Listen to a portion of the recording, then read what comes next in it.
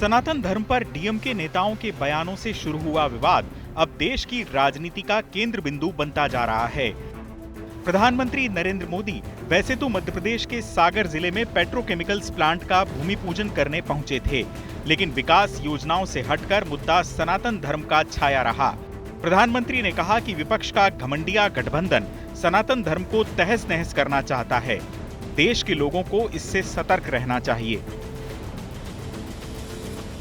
घमंडिया गठबंधन, ये INDI alliance उस सनातन संस्कारों को, परंपरा को समाप्त करने का संकल्प लेकर के आए हैं। आज इन लोगों ने खुल करके बोलना शुरू किया है, खुल करके हमला करना शुरू करके दिया है। कल ये लोग हम पर होने वाले हमले और बढ़ाने वाले हैं। देश के कोने कोने में हर सनातनी को, इस देश को प्यार करने वाले को, इस देश की मिट्टी को प्यार करने वाले को, इस देश के कोटि कोटि जनों को प्यार करने वालों को, हर किसी को सतर्क रहने की जरूरत है। इतना ही नहीं, प्रधानमंत्री ने पूरे विवाद को देश के महानायकों से भी जोड़कर पेश किया। उन्होंने कहा कि विपक्ष का गठबंधन उसी सनातन को खत्म करना चाहता है जिससे प्रेरित होकर देवी अहिल्याबाई ने काम किया। लोकमान्य तिलक ने देश की स्वतंत्रता का बीड़ा उठाया। ये सनातन संस्कृति शबरी की पहचान है। सनातन ने हजारों वर्षों से भारत को जोड़े रखा है।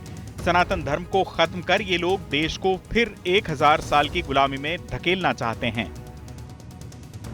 यानी प्रधानमंत्री मोदी के भाषण में जहां धर्म की रक्षा का आह्वान नजर आया, वहीं चुनावी लिहाज से बीजेपी की सोशल इंजीनियरिंग की छाप भी दिखाई दी। साथ ही लोकसभा चुनाव से पहले मोदी यहां ये संदेश भी दे रहे हैं कि बीजेपी के अलावा हिंदू धर्म की हितैषी कोई दूसरी पार्टी नहीं है। प्रधानमंत्री के ताजा हमले के बाद अब सनातन विवाद सिर्फ डीएमके का मुद्दा नहीं रह गया है, बल्कि डीएमके से बाहर निकलकर पूरे इंडिया गठबंधन से जोड़ा जा चुका है। और ऐसा हो भी क्यों ना। विवाद की शुरुआत तमिलनाडु के मुख्यमंत्री एमके स्टालिन के बेटे उदयनिधि स्टालिन के बयान से हुई थी, जिन्होंने सनातन धर्म की तुलना कोरोना वायरस, मलेरिया और डेंगू के बुखार से की थी। लेकिन इसी बीच तमिलनाडु सरकार में मंत्री पोनमुडी का बयान सामने आया। उन्होंने साफ कहा कि इंडिया गठबंधन में बाकी बातों पर मतभेद हो सकते हैं, लेकिन सनातन विरोध पर कोई मतभेद नहीं है। यानी पोनमुडी बता रहे हैं कि सनातन पर ये विचार सिर्फ डीएमके के नहीं हैं, बल्कि इंडिया गठबंधन के भी हैं। इंडिया गठबंधन ने सनातन धर्म के खिलाफ दिए इन बयानों पर न तो कोई साझा बयान जारी किया और न ही खुलकर इन बयानों की निंदा ही की। कांग्रेस ने ये तो कहा कि वो सर्वधर्म समभाव में विश्वास रखती है, लेकिन उदयनिधि की निंदा करने से पार्टी बचती भी नजर आई। यानी इंडिया गठबंधन ने लोकसभा चुनाव से पहले थाली में सजाकर बीजेपी को एक मुद्दा दे दिया है। सोनिया गांधी जी खामोश क्यों है आप?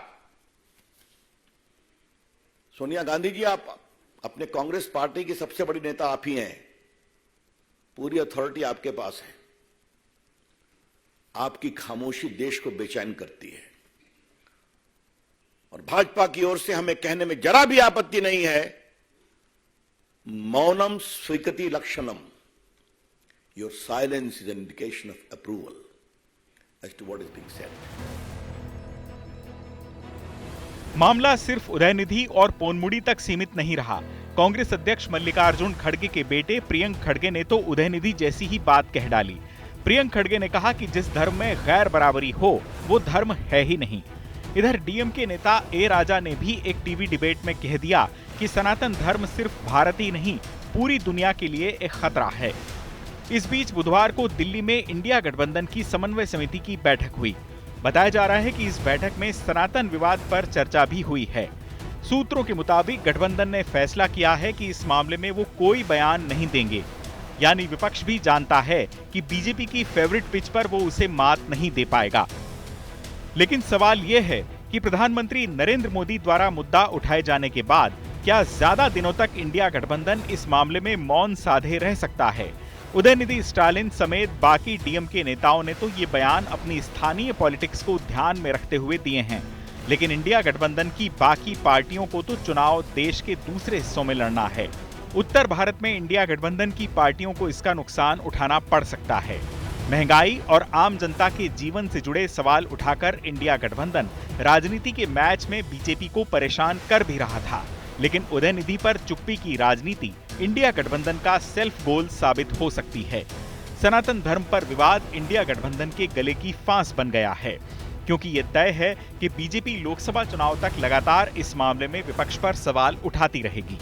लोकसभा चुनाव अभी दूर हैं, लेकिन लगता यही है कि विपक्ष ने बैठे बिठाए प्रधानमंत्री नरेंद्र मोदी के हाथ में एक ब्रह्मास्त्र दे दिया है। चुनाव आज तक।